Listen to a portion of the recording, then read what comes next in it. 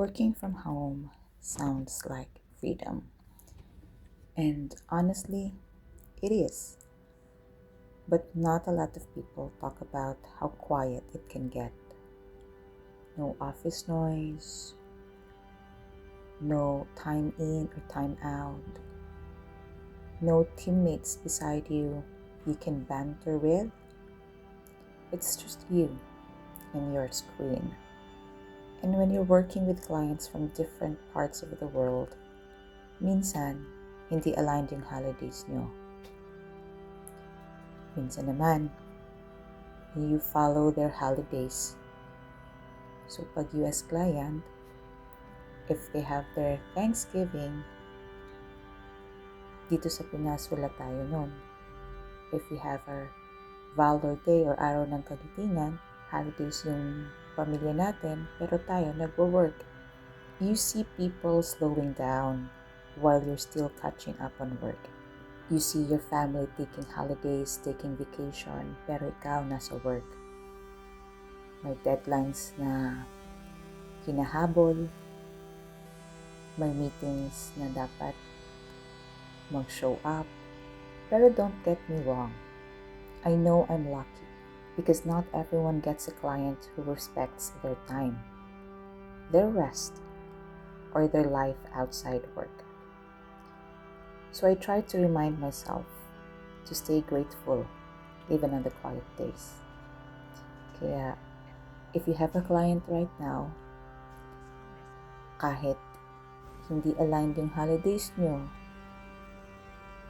kahit you follow their time zone, stay grateful. Kasi hindi lahat may client.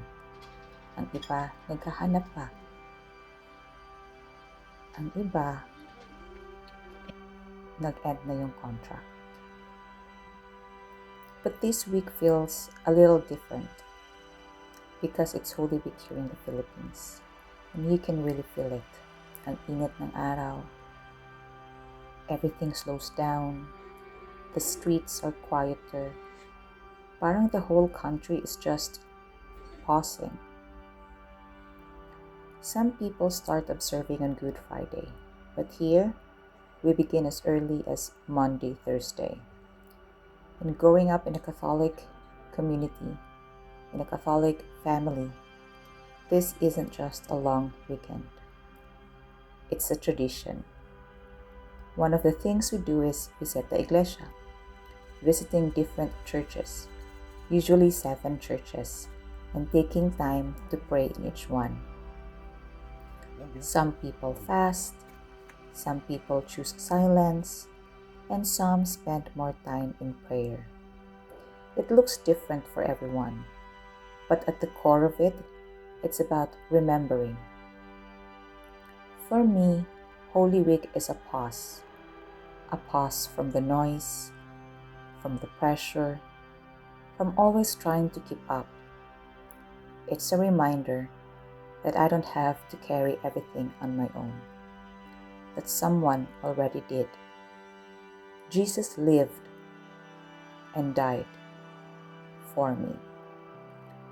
And in a life where I'm always thinking about what's next, this week reminds me to just be still, to reflect, to be grateful, to come back to what really matters. I'm still working, still showing up, still doing my responsibilities, but I'm also learning to slow down when I can, to sit with the quiet instead of always trying to fill it.